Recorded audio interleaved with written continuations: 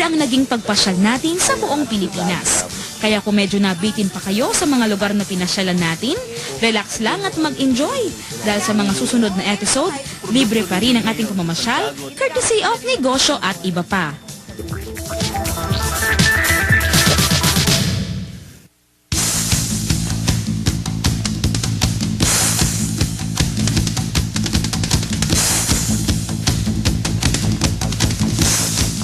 Alright, nakatutok pa rin kayo dito sa ating programa, sa ating first year anniversary celebration ng ating programa, Negosyo, diba pa?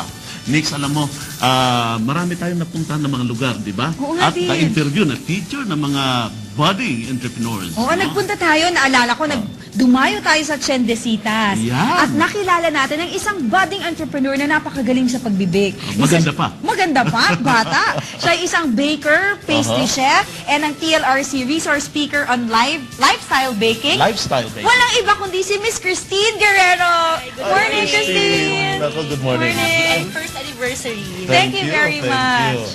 Oh, anong latest ngayon ng what is this? KG's, no? Kitchen.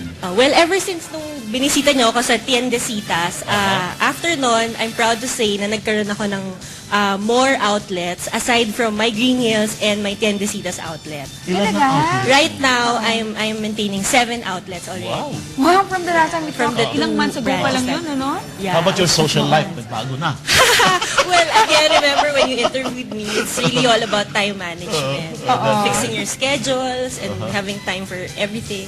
Dumagdag ba ang mga produkto mo? Oo, dumagdag ako pero ng products, pero mostly mga sugar-free. Kasi ever since yung napanood ako sa palabas ninyo, marami ako natanggap na inquiries tungkol sa sugar-free desserts. Ayan. So, nagdadagdag ako ng mga items, gano'n. Kasi health conscious na talaga Oo, tayo madami. Yun ang Filipinos. uso ngayon eh. Oo. Health, wellness, diba? So, yun. More power to you, Christine. Thank you very much. Mabuhay ka, Christine. Thank you very so much for much. being Thank part you. of our anniversary. Salamat Yes, ulit, thank you ha? very much. Nako. Alam mo, Nix, ang dami rin natin napuntahan ng mga lugar. Pinasyalan natin. Natatanda mo yung pumasyal tayo sa Talavera, Nueva Talavera? Ecija. Oo. Di ba? Naggatas tayo. ako yung naggagatas. Oo, naggatas Oo. ikaw ng kalabaw. Ako yung hindi naggagatas marunong ng kalabaw. Ang galing mo, DJ. Ang dami mo na kung gatas. That was my first time, ha? Una experience yun na naggagatas Pero ng ang husay kalabaw. mo kaagad, ha? You're a natural born Alright. manggagatas. Alright. At nakasama natin doon si Mr. Danny Fausto, ang owner ng DVF Dairy Farm. At kasama natin siya ngayong umagang ito. Danny, Morning. kumusta? Good morning. Morning. Happy anniversary. Thank you. Salamat naman. Alam mo, Nika, si Danny is also the president of the Dairy Confederation, no, of the Philippines. Yan. May announce ka yata, Danny? Oo nga dahil sa nung maging guest nyo ako, ang daming tumawag sa amin, tsaka dito sa Channel 4. Sabi ko, yung mga gustong makaalam pa ng tungkol sa pag-aalaga ng gatas at sa pagnenegosyo ng gatas, inaanyayahan ko sila sa March 29 to 31. Meron tayong National Dairy Congress sa Fontana, sa Clark. Andun lahat buong Pilipinas, ang mga magagatas, ang teknolohiya, ang tuturuan natin mag-umpisa ng pag-aalaga ng animals, pati ang sa planta, packaging, product development, andun lahat. Pati sa mga estudyante, meron kaming course doon at saka sa mga LGU para matulungan yung ating mga kababayan. Sir Danny, paano ka natulungan ng programang negosyo at iba pa? Ay, dahil doon sa inyo, dumami yung tumatawag at gustong mag-alaga ng kalabaw. Ngayon, yung aming Magkano mga... lang yun, di ba? Magkano lang yung para mag-invest sila, mga 30,000. Yung buntis, 35,000. 35,000, hanggang 50,000. Dahil dyan nga sa dumadami, napapamahal na ang kalabaw.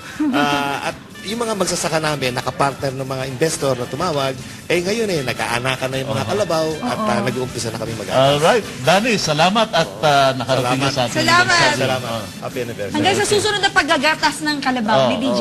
Alam mo, Nix, hindi lamang mga yun ay feature na natin dito, ang ating ipapalabas ngayon, kundi yun ding mga, ika nga, i-feature natin in the coming episode natin. Yung makaka-inspire talaga sa ating mga televiewers. That's right. Ngayong umagang ito, kasama po natin ang may-ari ng Ariel's Cakes and Pastries since 1988. Alam mo, Nix, kanyan, TLRC baby.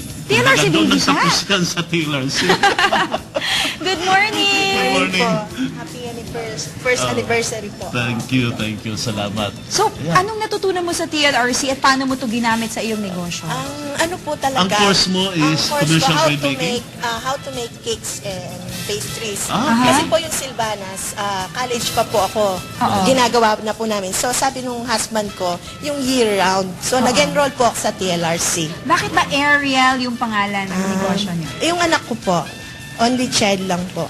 15 years old na Yan po pa, siya. doon mo kinuha yung Opo, yung pangalan po. That's right. Oo. Opo. So, how is the business now, Ariel? Going strong po.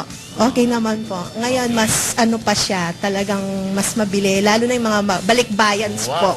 Dati At, ba? Oo. Gusto ko malaman, DJ, nung nag-enroll siya sa TLRC, negosyante ka na ba way before pa? O dahil Hindi sa po. natutunan mo doon? Hindi po. kaya Kasi ka dati po nag-negosyo? akong Department of Trade and Industry, government employee. Oh, yeah. So ngayon po, nagkaroon po ng yung pong joint TLRC and DTI. Oo. Nung pong earthquake victims, tapos po, CLSU Muñoz po ginawa, kami po ang nag-facilitate noon. So nagkaroon po akong idea na mag-aral po ako sa TLRC. Ayun po, kaya doon po ako nag-decide, 1992 po, nag-enroll na po ako sa TLRC. Ano-ano na yung mga produkto mo ngayon? Yun po, ang pinaka-saleable po namin yung Silvanas po. Ito po. Ito pa rin, ano? Opo, yan po yung pinaka-saleable po. Ano ginagamit Tapos, mong milk yan? Gatas ng kalabaw or what? May gatas yan, di ba? Opo. Ano ginagamit mong gatas? Minsan po, may magre-request po. Kung gusto po nila ng gatas ng kalabaw, Ayun. yun po ang gagamitin. Kasi iba, yun ang ginagamit, ano? Opo. Ayan. Ang dami-dami ng produkto ngayon ni Miss Edwina Bandong. Siya po ay graduate ng TLRC. That's right. At sa I-guess ating natin mga yan sa susunod na susunod na episodes, mapapanood nyo ang kanyang success story at hahanguan natin yan ng inspirasyon. Thank you very Thank you much. po. See you again soon, ha? Thank you po. so much. Thank you po. Okay. Ayan. We're coming to you live pa rin dito sa ating unang anibersaryo ng negosyo, di ba pa? Kaya't wag po kayo nga alis dahil marami pa pong sorpresa na ihahandog kami sa inyo sa unang anibersaryo na presentasyon ng negosyo. At di ba pa?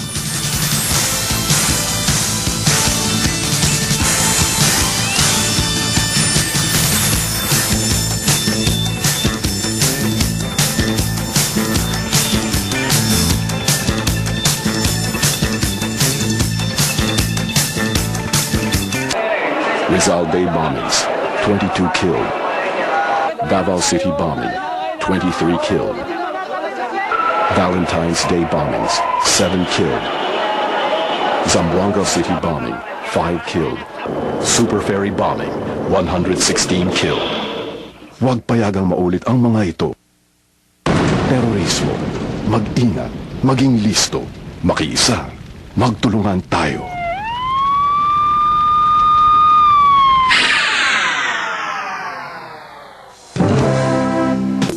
On the occasion of its first anniversary, programang katulad nito ay nakakapagbigay ng tiwala sa isang ordinary entrepreneur that it is really possible to succeed in this business. For a businessman like us, malaki exposure ang naidudot ng ganitong feature because the reach that you have within the country ay malaki. May mga inquiries na nakuha kami. And I'm sure that with the partnership of programs like this at saka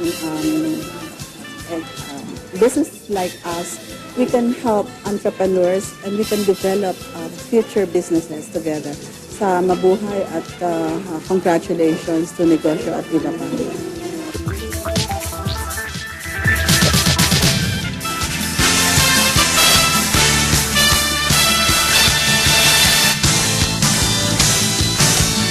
We're coming to you live pa rin dito sa ating programa, Negosyo at Iba Pa.